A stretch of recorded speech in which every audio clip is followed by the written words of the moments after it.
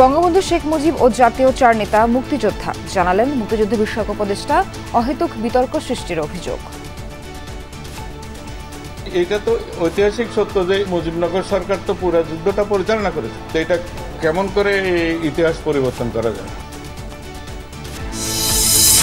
আওয়ামী লীগ নিষিদ্ধ সরকারের রাজনৈতিক সিদ্ধান্ত, বললেন জাতিসংঘের আবাসিক সমন্বয়কারী মানবিক করিডোর নিয়ে এখনো হয়নি আলোচনা। সংলাপের মাধ্যমে বাজেট হলে বাস্তবসম্মত হতো, জানালেন আমির খসরু। বললেন কালো টাকা সাদা করার সুযোগ রেখে পুরস্কৃত করা হচ্ছে কর ফাঁকিবাজদের। ঈদ উদযাপনে ঘরমুখ নগরবাসী, বাস ট্রেনে বাড়ছে ভিড়। বিকেলে সরকারি বেসরকারি অফিস ছুটির পর চাপ আরও বাড়বে। আমি যাচ্ছি দেশের বাড়িতে ঈদ করতে, আমি যাচ্ছি। বাসের সংখ্যা আনুপাতিক হারে কম, আর টিকিটে অনলাইনে করছি আর কি, কোনো ভোগান্তি হয়নি। ক্রেতা কম থাকলেও রাজধানীর পশুর হাটগুলোতে ছোট মাঝারি গরু বেশি, দাম নিয়ে সন্তুষ্ট দুপক্ষ। ছোট গরুর দাম মোটামুটি ভালোই দেশে, এমন খারাপ না। আর একটু হলে পরে আমাদের ধরেন হয়, আর ২-২০,০০০ হলে পরে আমাদের হয়ে যায়। বিক্রি হবে যেটা এক, সেটা চাই বসে থাকে ১.৫-২।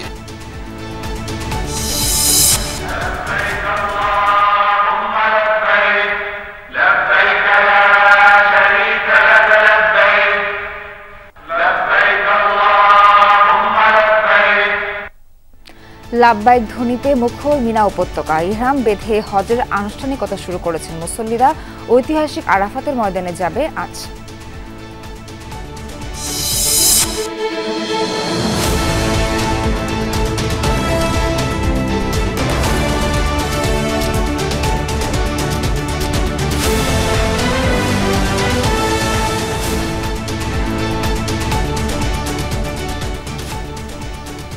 দর্শক, আমন্ত্রণ দুপুরে বাংলাদেশে। এতক্ষণ শিরোনাম দেখছিলেন, পুরো খবর নিয়ে সঙ্গে আছি আমি নাবিলা সোহার।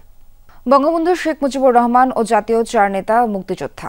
মুজিবনগর সরকারে যারা ছিলেন তারা মুক্তিযোদ্ধা, তবে ওই সরকারে বেতনভোগী কর্মকর্তা ও কর্মচারীরা সহযোগী মুক্তিযোদ্ধা হিসেবে বিবেচিত হবেন বলে জানিয়েছেন মুক্তিযুদ্ধ বিষয়ক উপদেষ্টা ফারুক আজম।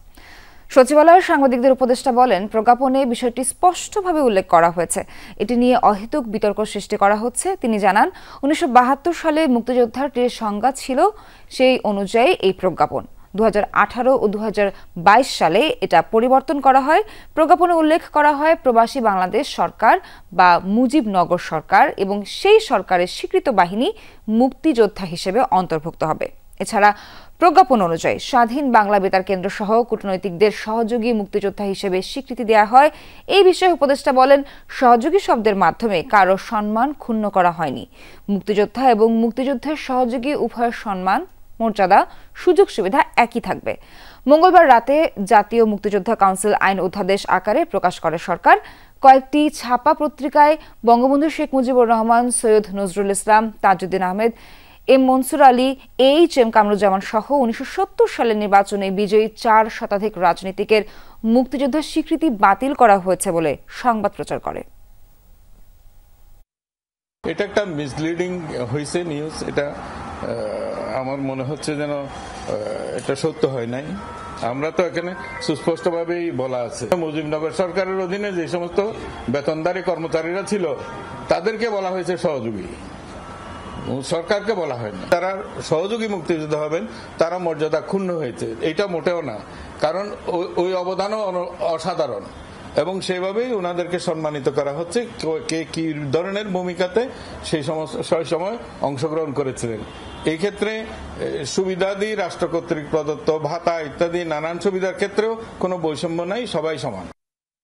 নির্বাচন আগে না সংস্কার, এটা বাংলাদেশের জনগণ, সরকার ও রাজনৈতিক দল ঠিক করবে, জাতিসংঘ নয়।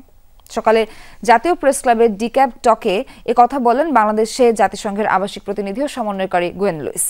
সকালে জাতীয় প্রেস ক্লাবের ডিক্যাপ টকে কথা বলেন তিনি। এছাড়াও বলেন, মানবিক করিডোর বাস্তবায়নে বাংলাদেশ ও মিয়ানমারের আনুষ্ঠানিক সম্মতি প্রয়োজন, তাহলেই শুধু সহায়তা করতে পারে জাতিসংঘ। ইস্যুটি নিয়ে এখনো কোনো আলোচনা হয়নি। এক প্রশ্নের জবাবে বলেন, অন্তর্ভুক্তিমূলক নির্বাচন মানে সব রাজনৈতিক দলের অংশগ্রহণ নয়। জাতিসংঘের সংজ্ঞা মতে সমাজের সকল শ্রেণী পেশার মানুষের অংশগ্রহণকেই অংশগ্রহণমূলক বলা হয়। ঢাকায় জাতিসংঘ মানবাধিকার বিষয়ক অফিস স্থাপনের বিষয়টি চূড়ান্ত, শিগগিরই ছোট আকারে তা চালু হবে।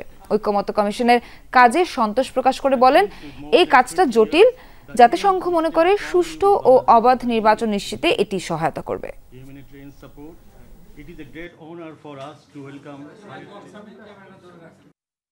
A humanitarian corridor is quite a formal legal. মানবিক করিডোর বাস্তবায়নে বাংলাদেশ এবং মিয়ানমারের আনুষ্ঠানিক সম্মতি প্রয়োজন। সেটি হলেই কেবল জাতিসংঘ সহায়তা করতে পারে। এটি নিয়ে এখনো কোনো আলোচনা আমাদের সাথে হয়নি। রাজনৈতিক দল এবং নাগরিক সমাজের সঙ্গে আলোচনা করে ন্যূনতম ঐক্যমত্যের ভিত্তিতে বাজেট তৈরি করতে পারত অন্তর্বর্তী সরকার। এ মন্তব্য করলেন বিএনপির স্থায়ী কমিটির সদস্য আমির খসরু মাহমুদ চৌধুরী। গুলশানে দলের চেয়ারপারসনের কার্যালয়ে 2025-26 অর্থ বছরের বাজেট নিয়ে আনুষ্ঠানিক প্রতিক্রিয়ায় এ কথা বলেন তিনি। বলেন, বিশেষ পরিস্থিতিতে বাজেট নিয়ে সংলাপ প্রত্যাশিত ছিল। সংলাপের মধ্য দিয়ে বাজেট হলে তা বাস্তবসম্মত হতো। ঐকমত্যের ভিত্তিতে বাজেট হলে দারিদ্র্য বৃদ্ধির হারে লাগাম টানা যেত বলেও মনে করেন তিনি। কালো টাকা সাদা করার সুযোগ রাখার অর্থ কর ফাঁকি দেওয়াদের পুরস্কৃত করা, এটি নীতি নৈতিকতার বিরোধী বলেও জানান তিনি।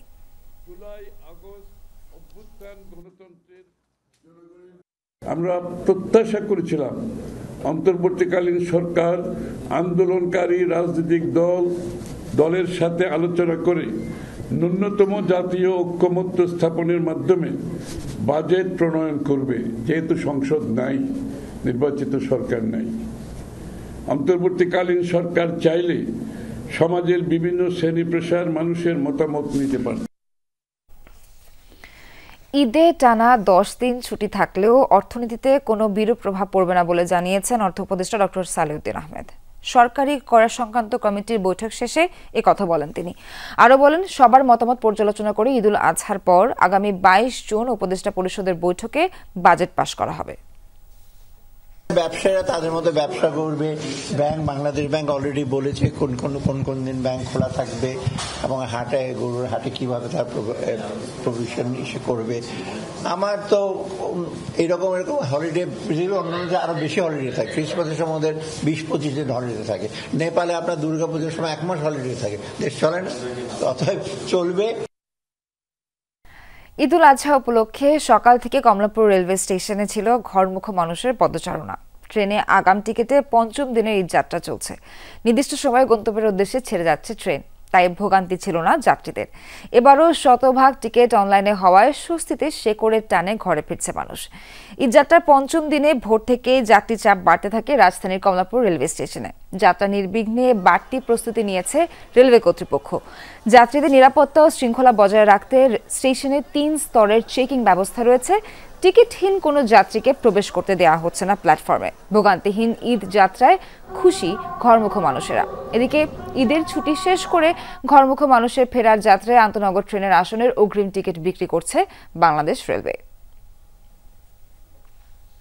আমি যাচ্ছি দেশের বাড়িতে ঈদ করতে, আনন্দ করতে। আমি মাইয়াম। কোথায় যাচ্ছ তুমি? আমি পিঠেতে চড়ে যাচ্ছি। আমি বেড়তে যাচ্ছি। অনেক মজা। এমনি কোনো ভোগান্তি তো মনে হচ্ছে না, কিন্তু টিকিটটা সমস্যা হয়ে গেছে, কারণ স্টুডেন্টদের জন্য টিকিটটা আগে পাওয়া অনেক জরুরি। ঈদ যাত্রায় রাজধানী মহাখালীর বাস টার্মিনালে সকাল থেকে যাত্রীদের ভিড়। দূরপাল্লার বাসের টিকিটের জন্যও ছিল দীর্ঘ লাইন। সকাল থেকে মহাখালীর আন্তজেলা বাস টার্মিনালে যাত্রীদের চাপ দেখা যায়। বেলা বাড়ার সঙ্গে সঙ্গে যাত্রী সংখ্যাও বাড়ছে, তবে যাত্রীদের তুলনায় বাসের কিছুটা সংকট রয়েছে। বিশেষ করে ঢাকা থেকে হবিগঞ্জ ও সিলেটের অন্যান্য এলাকাগামী বাসের কাউন্টারগুলোর সামনে যাত্রীদের দীর্ঘ অপেক্ষা। কাউন্টার সংশ্লিষ্টরা জানান, যানজটের কারণে ঢাকা ছেড়ে যাওয়া বাসগুলোর ফিরতে দেরি হচ্ছে। বাস না আসায় আগাম টিকিট কাটা যাত্রীরা অপেক্ষা করছেন। পরিবহন পৌঁছালেই দ্রুত ছাড়ার ব্যবস্থা করা হচ্ছে।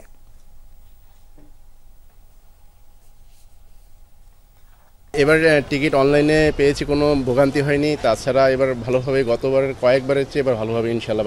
ঈদের সময় প্রচুর চাপ থাকে মানুষের, বাসের সংখ্যা আনুপাতিক হারে কম আর কি। গতবার তো আসলে বাস স্ট্যান্ডে এসে সরাসরি বাস পেয়ে গেছিলাম, আজকে সকালে 7টায় আসছি, 1 ঘন্টা হয়ে গেছে দাঁড়ায় আছি এখনো, বাট টিকিট পাবো কিনা এখনো বুঝতেছি না। ঈদুল আজহা উপলক্ষে আজ থেকে শুরু হয়েছে বাংলাদেশ সড়ক পরিবহন কর্পোরেশন বিআরটিসির বাসের ঈদ স্পেশাল সার্ভিস। চলবে আগামী 14 জুন পর্যন্ত। সকালে মতিঝিল বিআরটিসি বাস ডিপো থেকে এই সার্ভিসের উদ্বোধন করেন সড়ক পরিবহন ও মহাসড়ক বিভাগের সিনিয়র সচিব মোহাম্মদ ইহসানুল হক। এ সময় তিনি জানান, ঈদ উপলক্ষে বিআরটিসির 630টি অতিরিক্ত সহ প্রায় 1200 পরিবহন ঢাকা সহ সারা দেশে যাত্রী সেবা দেবে। আরও 340টি নতুন বাস বিআরটিসির বহরে যোগ হলে যাত্রী সেবার মান বাড়বে বলে জানানো হয়। ঈদের আগে নিজ জেলায় বিআরটিসি বাস চালু হওয়ায় খুশি যাত্রীরা। আমরা সর্বোত্তম যেটা হয় সেটাই আশা করব, বাকিটু কর্তৃপক্ষ সদয় হলে আশা করি আমরা ভালো সেবা পাবো। আসলে ঈদের আগে এরকম একটা উদ্যোগ বিআরটিসির পক্ষ থেকে, এটা আসলে অনেক প্রশংসা সূচক। বিআরটিসি আমি মনে করি যে সব জেলাতেই এরকম যদি সার্ভিস দেয় আমরা অনেক আনন্দিত হব এবং আমরা মনে করি যে এটা অনেক ভালো হবে। পদ্মা নদীতে পানি বৃদ্ধির ফলে ফেরিঘাটের র্যাম তলিয়ে যাওয়ায় সাময়িকভাবে বন্ধ রয়েছে রাজবাড়ীর দৌলতদিয়ায় 7 নম্বর ফেরিঘাট। ঝুঁকিতে রয়েছে 4 নম্বর ঘাটও। সকাল 8টার দিকে 7 নম্বর ঘাট দিয়ে যানবাহন পারাপার বন্ধ হলেও 4 নম্বর ঘাট দিয়ে ঝুঁকি নিয়ে ওঠানামা করছে যাত্রী ও যানবাহন। তবে ঘাটে নেই কোনো যানজট ভোগান্তি। বন্ধ থাকা 7 নম্বর ঘাটটি লো থেকে মিড ওয়াটার লেভেলে ওঠানোর জন্য কাজ করছে বিআরডব্লিউটিএ। বিআরডব্লিউটিএর ব্যবস্থাপনায় দৌলতদিয়া প্রান্তে 7টি ফেরিঘাট রয়েছে। ক্রেতা কম থাকলেও রাজধানীর পশুর হাটগুলোতে ছোট মাঝারি গরুই বেশি। তবে ধীরে ধীরে বাড়ছে ক্রেতার উপস্থিতি। সকাল থেকে রাজধানীর কমলাপুর হাটে প্রচুর সংখ্যক গরু দেখা পাওয়া গেছে। এই হাটে বড় গরুর তুলনায় ছোট গরুর সংখ্যায় বেশি চোখে পড়ে। হাটে নির্ধারিত স্থান পার করে মূল সড়কেও বসেছে হাট। 2 থেকে 2.5 মণ ওজনের গরুর দাম চাওয়া হচ্ছে 85,000 থেকে 90,000 টাকা পর্যন্ত। পাইকারদের দাবি, হাটে গরু থাকলেও খুব একটা ক্রেতা নেই। অপরদিকে ক্রেতারা বলছেন, গত বছরের তুলনায় কিছুটা বেশি দাম চাচ্ছেন পাইকাররা।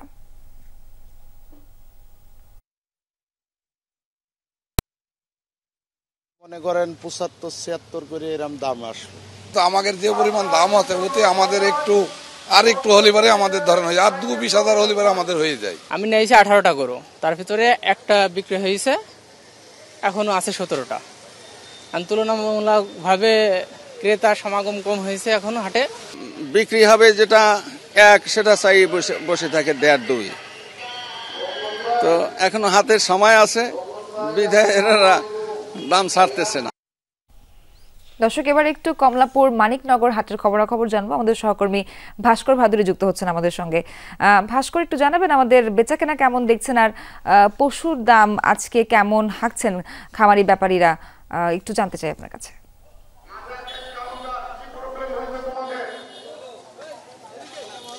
সোহার, প্রথমে যেটা বলবো যে বেচাকেনা কিন্তু এখন পর্যন্ত ঠিকভাবে শুরু হয়নি, তবে ক্রেতার সংখ্যা গত 1 ঘন্টায় এই কমলাপুর হাটে বেশ কিছুটা বেড়েছে বলে আমরা দেখতে পাচ্ছি। সকাল থেকে তো দর্শকদের ছোট গরুর যে আয়োজন, সেই আয়োজনগুলো দেখাচ্ছিলাম এবং আমরা বলছিলাম যে কমলাপুর এই হাটে মূলত সব থেকে বেশি যে ছোট গরু যে আমদানি সেটা এখন পর্যন্ত দেখতে পাচ্ছি। আমরা যদি একটু এখন মাঝারি আকারে গরুর কথাগুলো বলি, খামারিদের সাথে কথা বলে তাদের সঙ্গে একটু জানতে চাই যে ভাই আপনি কোন এলাকা থেকে এসেছেন? কুষ্টিয়া মিরপুর থেকে। কয়টা গরু নিয়েছেন? 17টা। এই যে গরুটা আছে এটার দাম কত চাচ্ছেন? দাম 350। 350। 350 ধরেন মিনিমাম 300 হলে বেশি দেবো। তারপরে যে গরুটা আছে এটার দাম যদি আমি দেখতে চাই, দেখতে পাচ্ছি 220টা আছে। 220 মানে 2,20,000। 200 হলে বেচবো।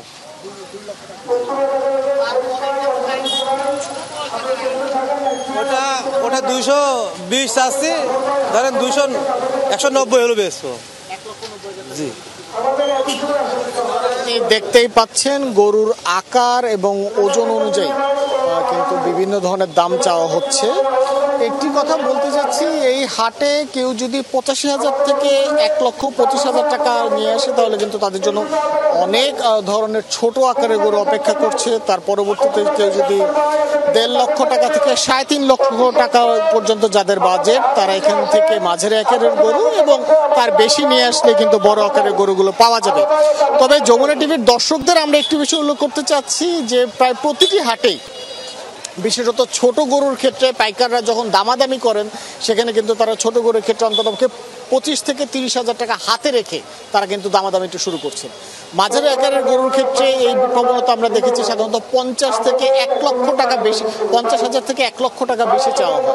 আর বড় গরুর ক্ষেত্রে আমরা এই প্রবণতা দেখেছি যে কখনো কখনো 1.5 লক্ষ টাকা পর্যন্ত বেশি চাওয়া হচ্ছে গরুর দাম, দামাদামের পর সেটা ছাড়া হচ্ছে। কিছুক্ষণ আগে আমরা একটা বড় গরু দেখলাম যেখানে দামাদামি শুরু হয়েছিল 5 লক্ষ টাকা থেকে, সেখানে শেষ পর্যন্ত 3,30,000 টাকায় কিন্তু গরুটি বিক্রি করা হয়েছে।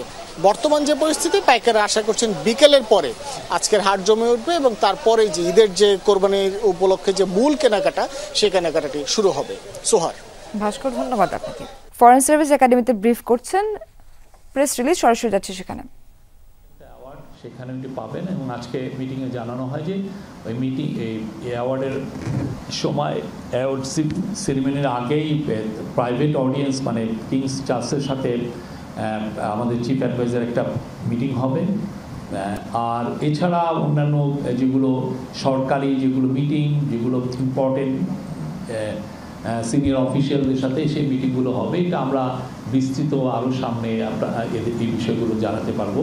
সেই বিষয়ে অনেকগুলো বিষয়ই থাকবে। বাংলাদেশের থেকে আমরা যেগুলো ইম্পর্টেন্ট ইস্যু সবগুলোই তোলা হবে এই মিটিংগুলোতে। যে আমাদের প্রফেসর ইউনুসের সাথে এখানে দুইজন ইম্পর্টেন্ট মেম্বার এই ট্যুরে থাকবেন হচ্ছে সেন্ট্রাল ব্যাংকের গভর্নর আহসান মনসুর এবং এন্টি করাপশন কমিশনের চেয়ারম্যান আব্দুল মোমেন।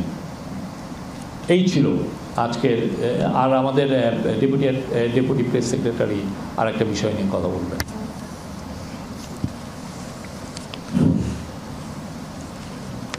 আসসালামু আলাইকুম।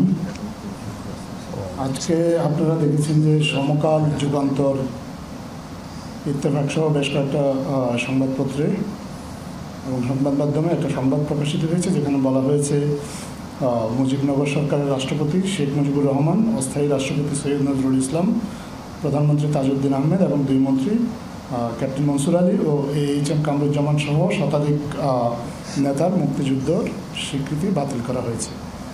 এই খবরটি সম্পূর্ণ মিথ্যা, ভুয়া, ভিত্তিহীন এবং বিভ্রান্তিকর। আমরা ইতিমধ্যেই গতকাল যে প্রজ্ঞাপনটা সরকার থেকে ইস্যু করা হয়েছে সেটা আপনাদের সাথে শেয়ার করেছি। আপনারা এটা যদি একটু মনোযোগ দিয়ে পড়েন তাহলে আপনারা নিজেরাই বুঝতে পারবেন যে এই খবরটা ভিত্তিহীন। এছাড়াও আমরা নিজেরা আমাদের মুক্তিযুদ্ধ বিষয়ক মন্ত্রণালয় আজকে একটা সংবাদ সম্মেলন করে এ বিষয়ে তাদের অবস্থানটা ব্যাখ্যা করেছেন। আমরা নিজেরাও মুক্তিযুদ্ধ বিষয়ক মন্ত্রণালয়ের দায়িত্বপ্রাপ্ত উপদেষ্টা ফারুক আজম জনাব, ওনার সাথে কথা বলেছি। উনি আমাদেরকে জানিয়েছেন পরিষ্কারভাবে মুজিবনগর সরকারে যারা ছিলেন তারা মুক্তিযোদ্ধা, যারা সশস্ত্রভাবে মুক্তিযুদ্ধ করেছে, যারা পরিচালনা করেছে তারাও মুক্তিযোদ্ধা, তবে এই সরকারের কর্মকর্তা কর্মচারী তারা সহযোগী মুক্তিযোদ্ধা। তিনি জানান জাতীয় মুক্তিযোদ্ধা কাউন্সিল অধ্যাদেশ অনুযায়ী স্বাধীন বাংলা বেতার কেন্দ্র সহ কূটনীতিকরা সহযোগী মুক্তিযোদ্ধা। সহযোগী মানে এই নয় যে তাদের সম্মান ক্ষুণ্ণ করা হয়েছে। তিনি জানান 1972 সালে মুক্তিযুদ্ধের যে সংজ্ঞা ছিল সেটাই বাস্তবায়ন করা হয়েছে। 2018 ও 2022 সালে এটা পরিবর্তন করা হয়। মুক্তিযোদ্ধা ও মুক্তিযুদ্ধের সহযোগী দুইয়ের সম্মান, মর্যাদা এবং সুযোগ সুবিধা একই থাকবে। এটা আমাদেরকে মুক্তিযুদ্ধ বিষয়ক উপদেষ্টা জনাব ফারুক আজম নিশ্চিত করেছেন। আমরা এ বিষয়ে যেসব সংবাদ মাধ্যম ভুল বিভ্রান্তিকর সংবাদ প্রকাশ করেছেন আমরা আশা করব তারা তাদের ভুলটা সংশোধন করবেন। ঠিক যেখানে তারা ভুল সংবাদটি ছাপিয়েছেন ঠিক একই জায়গায় তারা তাদের সংশোধনী প্রকাশ করে তারা তাদের পাঠকদের কাছে দুঃখ প্রকাশ করবেন এবং আমাদের বাংলাদেশের মানুষ যাদেরকে তারা বিভ্রান্ত করেছেন এই ভুল সংবাদ দিয়ে তাদের কাছেও দুঃখ প্রকাশ করবেন। আর আমরা শুধু এটা নয়, আমরা আরও লক্ষ্য করেছি যে আরও অনেক আসলে ভুল সংবাদ আসে। আমরা নানা সময়ে আপনাদেরকে সঠিক তথ্য দিয়ে চেষ্টা করি এই ভুল সংবাদগুলো ধরিয়ে দিতে, কিন্তু আমরা আসলে বর্তমান অন্তর্বর্তীকালীন সরকার সংবাদ মাধ্যমের স্বাধীনতার ব্যাপারে খুবই উদার। আমরা সমালোচনাকে সবসময় ওয়েলকাম করি, কিন্তু আমরা আসলে কখনোই কাউকে এইরকম কোনো লাইসেন্স দেওয়া হয়নি যে তিনি চাইলেই একটা ভুল সংবাদ প্রচার করবেন। যারাই এখন থেকে এ ধরনের ভুল সংবাদ প্রকাশ করবেন বা বিভ্রান্তিকর প্রকাশ করবেন যেগুলো আমাদের মানুষকে বিভ্রান্ত করবে, সরকার তাদের বিরুদ্ধে প্রয়োজনীয় আইনানুগ ব্যবস্থা গ্রহণ করবে। ধন্যবাদ। কোনো প্রশ্ন থাকলে বল।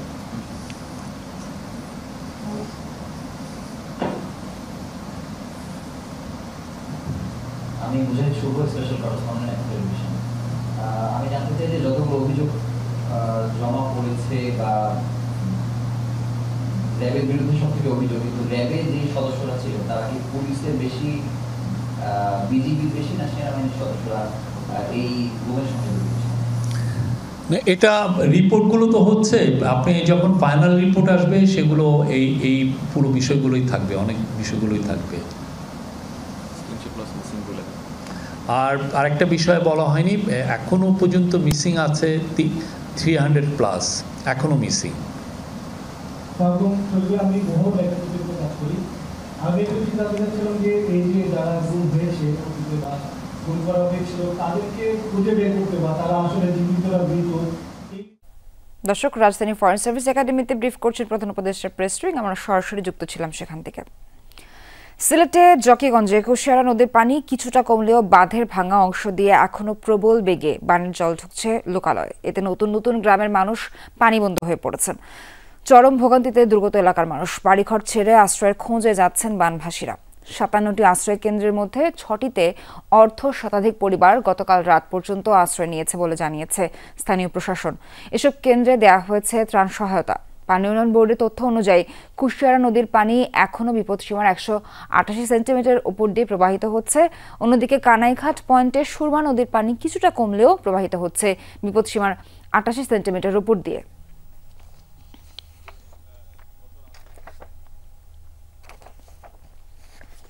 দর্শক, এই বিষয়ে সবশেষ আপডেট জানাতে যুক্ত হচ্ছেন সহকর্মী মাহবুবুর রহমান রিপন।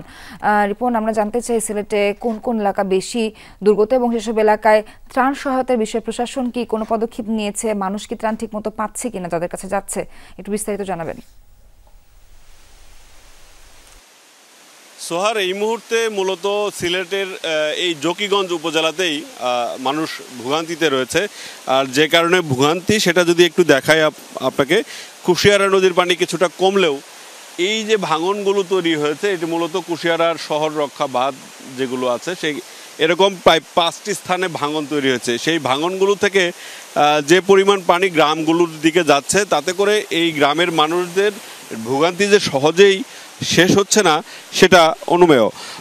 এখন পর্যন্ত প্রায় 30টির মতো গ্রামে পানি ঢুকে পড়েছে এবং সেখানকার আর মানুষজন সবাই আসলে গ্রাম ছেড়ে যাচ্ছে সেরকম না। যাদের আসলে থাকার মতো অবস্থা নেই গ্রামে, ঘর বাড়িতে থাকতে পারছেন না, তারাই মূলত আত্মীয় স্বজনের বাড়ি অথবা উঁচু কোনো জায়গা এবং সরকারের যে আশ্রয় কেন্দ্রগুলো আছে সেখানে যাচ্ছে। এবং সেখানের ত্রাণ তৎপরতার কথা যদি বলি, যে আশ্রয় কেন্দ্রগুলোতে যারা উঠছেন তারা খাবার সহায়তা গত রাতে পেয়েছেন প্রথমবারের মতো। আজ এখন পর্যন্ত তাদের কাছে সেরকম কোনো তথ্য নেই, হয়তো আজ রাতে আবারও তারা খাদ্য সহায়তা পাবেন। কিন্তু গ্রামে যারা বসবাস করছেন, যাদের ঘরে খাবার আছে, তাদের হয়তো কোনোভাবে তাদের সময়টা চলে যাচ্ছে। কিন্তু যারা আসলে দিন আনে দিন খায় তাদের জন্য খুবই কষ্টের দিন পার হচ্ছে। এবং প্রতিনিয়ত যে গ্রামগুলোতে পানি ঢুকছে, যারা মনে করছিলেন যে এই পানি হয়তো দ্রুতই নেমে যাবে, তাদের জন্য নতুন সংখ্যা তৈরি হয়েছে। কারণ এই বাঁধগুলো কোনোভাবেই এই মুহূর্তেই বন্ধ করা সম্ভব না, যে কারণে আসলে তাদেরকে আরও বেশ কয়েকদিন এই ভোগান্তিতে কাটাতে হবে। সোহার। রিপন, ধন্যবাদ আপনাকে। এক সপ্তাহ পর আগারগাঁও জাতীয় চক্ষু বিজ্ঞান হাসপাতালে সীমিত পরিসরে চালু হয়েছে চিকিৎসা সেবা। বুধবার সকালে হাসপাতালের জরুরি বিভাগ চালু হয়। সকাল 9টার দিকে জরুরি বিভাগে শুরু হয় রোগীদের সেবাদান। তবে এক সপ্তাহ পর কার্যক্রম শুরু হয় রোগীর চাপ ছিল বেশি। অনেক রোগী লম্বা সিরিয়ালের কারণে ডাক্তার না দেখিয়ে বেসরকারি হাসপাতালে চলে যাচ্ছেন, আর যারা আছেন তাদের দীর্ঘ সময় অপেক্ষা করতে হচ্ছে। চিকিৎসা না পেয়ে রোগীরা হতাশ ও ক্ষোভ প্রকাশ করেন। হাসপাতাল কর্তৃপক্ষ জানিয়েছে সীমিত পরিসরে চিকিৎসা সেবা চালু হয়েছে, তাই লম্বা সময়ে সেবার প্রয়োজন হওয়া রোগীদেরও আপাতত জরুরি সেবা নিয়ে চলে যেতে হবে। গত বুধবার চিকিৎসক কর্মচারীদের সঙ্গে জুলাই গণ অভ্যুত্থানে আহত রোগীদের মারামারি সংঘর্ষের পর হাসপাতালে চিকিৎসা সেবা বন্ধ হয়ে যায়। আজকে সবাই জানে যে আজকে সরকারি অফিস অন্তত খোলা আছে, এই জন্য সবাই জরুরিভাবে আসছে, কিন্তু আইসেও ডক্টর নেই। আমি টিকিট কাটে ওয়েট করতেছি প্রায় 2 ঘন্টা ধরে, এখনো সিরিয়াল পাচ্ছি না আর কি। প্রাইভেটে তাছাড়া উপায় কি, চোখের পাওয়ারটা ঠিক করে নিতে হবে, কিন্তু এখানে কোনো পাওয়ার দিচ্ছে না। ডাক্তার বললো এখন কোনো পাওয়ার দেওয়া যাবে না ঈদের পরে। জনগণের তো অনেক কষ্ট হচ্ছে, অনেক দূর দূরান্ত থেকে রুগীরা আইসা ফিরে যায়, ওদের তারিখ আছে। ফরিদপুরের ভাঙ্গায় বাস মাহিন্দ্রা সংঘর্ষে প্রাণ গেছে বাবা ছেলে সহ 5 জনের, আহত হয়েছেন আরও 4 জন।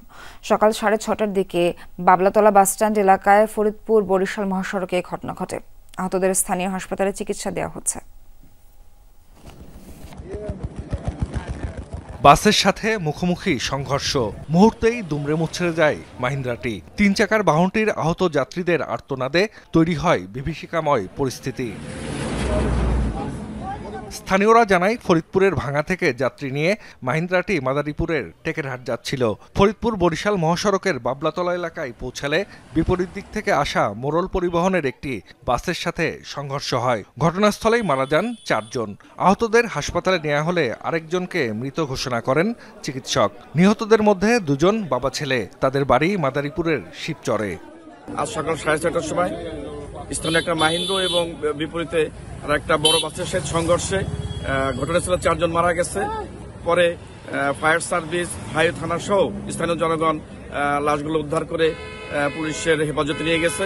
এই অ্যাক্সিডেন্ট হওয়ার মূল কারণ হলো যে ভিড় না হওয়ার কারণে। ইতিপূর্বে আমাদের এখানে ভিড় ছিল, যে বেশি অ্যাক্সিডেন্ট হয় নাই, কিন্তু এই ভিড় না থাকার কারণে আমাদের প্রায় এই অ্যাক্সিডেন্ট হয়। খবর পেয়ে ঘটনাস্থলে যায় পুলিশ ও ফায়ার সার্ভিস। দুর্ঘটনার পরপরই বাসটি নিয়ে সটকে পড়ে চালক। এ ঘটনায় আইনগত ব্যবস্থা নেওয়ার কথা জানিয়েছে পুলিশ। যে দুর্ঘটনা, সেই দুর্ঘটনার একটা রেগুলার মামলা রুজু হবে, তদন্ত হবে। আমরা আশা করি তদন্তের মাধ্যমে যেই ঘাতক গাড়ি দুর্ঘটনা ঘটেছে সেটাকে আমরা শনাক্ত করে আইনের আওতায় নিয়ে আসবো। স্থানীয়রা জানায় হতাহতরা সবাই মাহিন্দ্রার যাত্রী ছিলেন, যাদের বেশিরভাগই গরু ব্যবসায়ী। টেকেরহাট এলাকার কোরবানির পশুর হাটে যাচ্ছিলেন তারা। জাহিদ হাসান, যমুনা নিউজ।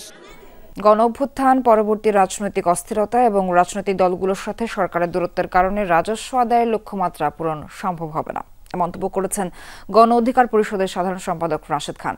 পুরানা পল্টনে 2025-26 অর্থ বছরের বাজেট প্রতিক্রিয়ায় তিনি এসব কথা বলেন। তার বক্তব্য, উপদেষ্টা পরিষদের অদক্ষতায় জনগণের আকাঙ্ক্ষা পূরণ হয়নি। আগে বাজেট নিয়ে বিতর্ক বা মতামত দেওয়ার সুযোগ ছিল, এবার তা নেই। এবারের বাজেটেও বিদেশ নির্ভরতা কমানো যায়নি, নতুন টাকা ছাপিয়ে ব্যাংকগুলোকে ঋণ দিয়েছে সরকার। এতে মূল্যস্ফীতি আরও বাড়বে। বলেন, 27 লাখ বেকারের জন্য আলাদা কোনো ঘোষণা নেই বাজেটে। দারিদ্র্য দূরীকরণে জনগণের প্রত্যাশা পূরণ করতে পারেনি সরকার। আওয়ামী আমলের সরকারি কর্মচারীদের সন্তুষ্ট করতে তাদের সুযোগ সুবিধা বাড়ানো হতো, এই বাজেটেও তো দেখা যাচ্ছে। কালো টাকা সাদা করার সুযোগ রাখার প্রস্তাবের তীব্র নিন্দা জানান তিনি।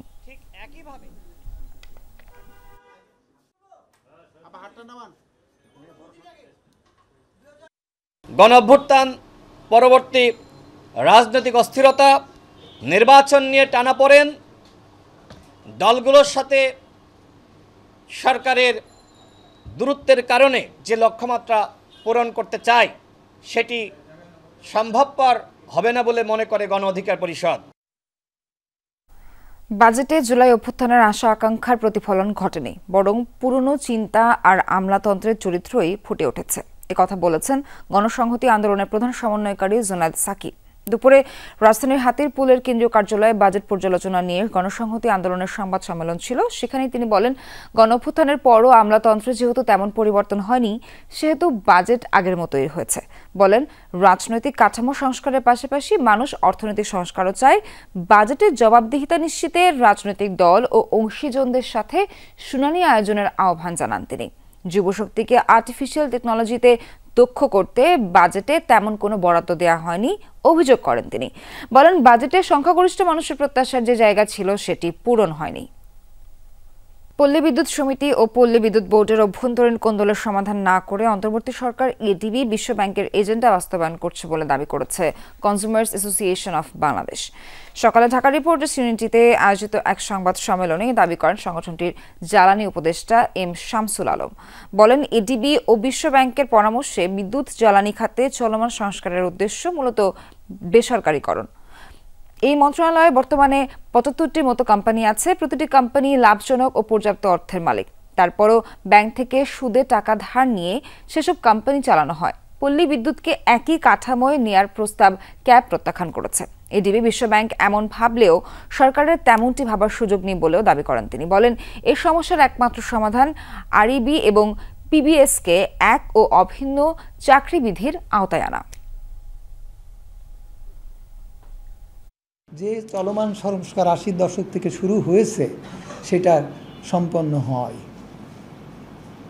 তো সেইটা আরবিকে সেই জায়গায় নিয়ে যাওয়াটা সরকারের মধ্যে মনে হচ্ছে একটা অব্লিগেশন কাজ করছে, এবং যে কমিটিকে দিয়ে এই সুপারিশ করানো হয়েছে সেই কমিটি হুবহু সেই সুপারিশই করে নিয়ে আসছে।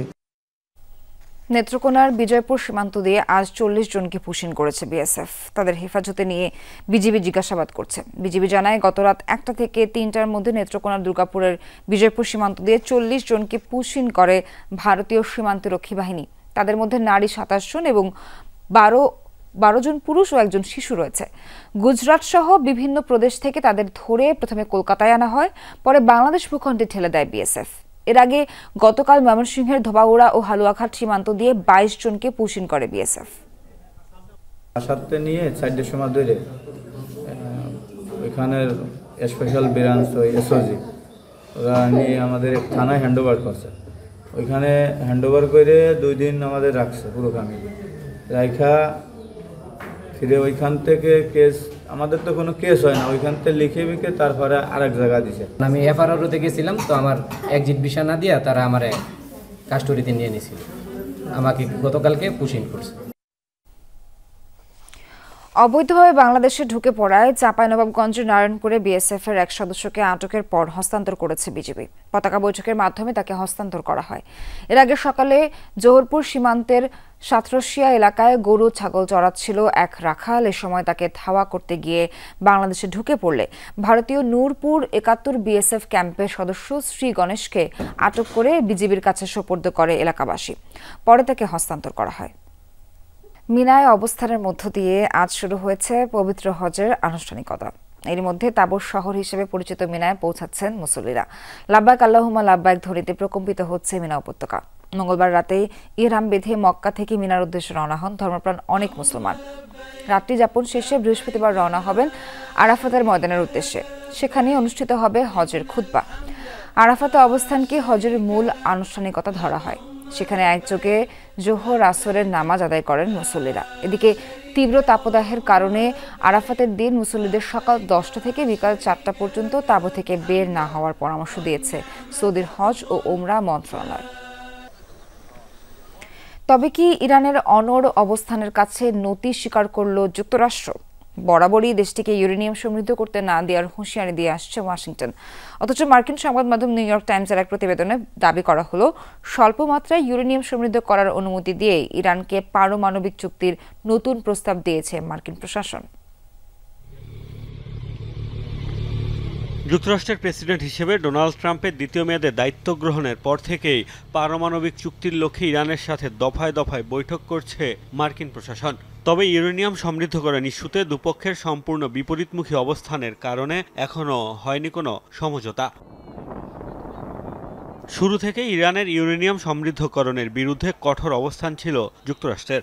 সবশেষ গত সোমবারও ট্রুথ সোশ্যালে দেয়া পোস্টে ডোনাল্ড ট্রাম্প জানিয়েছেন, কোনোভাবেই তেহরানকে ইউরেনিয়াম সমৃদ্ধ করতে দেবে না তার দেশ। মার্কিন হুমকির তোয়াক্কা না করে বরাবরই উল্টো অবস্থান নিয়েছে ইরান।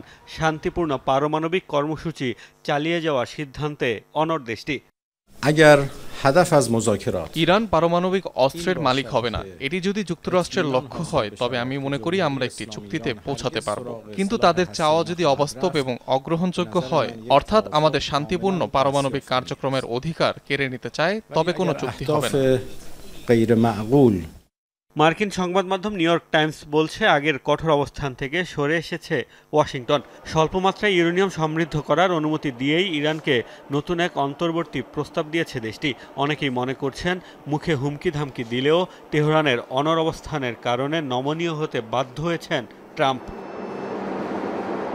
নিউ ইয়র্ক টাইমসের তথ্য, মধ্যপ্রাচ্য বিষয়ক বিশেষ প্রতিনিধি স্টিভ উইটকফের স্বাক্ষরিত প্রস্তাব অনুযায়ী ইরানকে নতুন পারমাণবিক চুল্লি নির্মাণে সহায়তাও করবে যুক্তরাষ্ট্র। সেখানে ইউরেনিয়াম সমৃদ্ধকরণ স্থাপনা পরিচালনার জন্য একটি জোট গঠনে অন্যান্য দেশের সাথে আলোচনা করবে মার্কিন প্রশাসন। প্রস্তাবিত ওই প্রকল্পে ইরান সুফল পাওয়া শুরু করলে দেশজুড়ে থাকা অন্য সব নিউক্লিয়ার স্থাপনা বন্ধ করতে হবে। যুক্তরাষ্ট্রের প্রস্তাব নিয়ে এখনও আনুষ্ঠানিক কোনো মন্তব্য করেনি ইরান, কোনো প্রতিক্রিয়া দেখায়নি ইসরায়েলও। বিভিন্ন গণমাধ্যমের খবর, চুক্তি পছন্দ না হলে ইরানে হামলা চালাতে পারে বেনিয়ামিন নেতানিয়াহুর দেশ। মোস্তফা মাহমুদ, যমুনা নিউজ। দর্শক, এখানেই শেষ করছি দুপুরে বাংলাদেশের আয়োজন। এতক্ষণ যারা সঙ্গে ছিলেন সবাইকে ধন্যবাদ।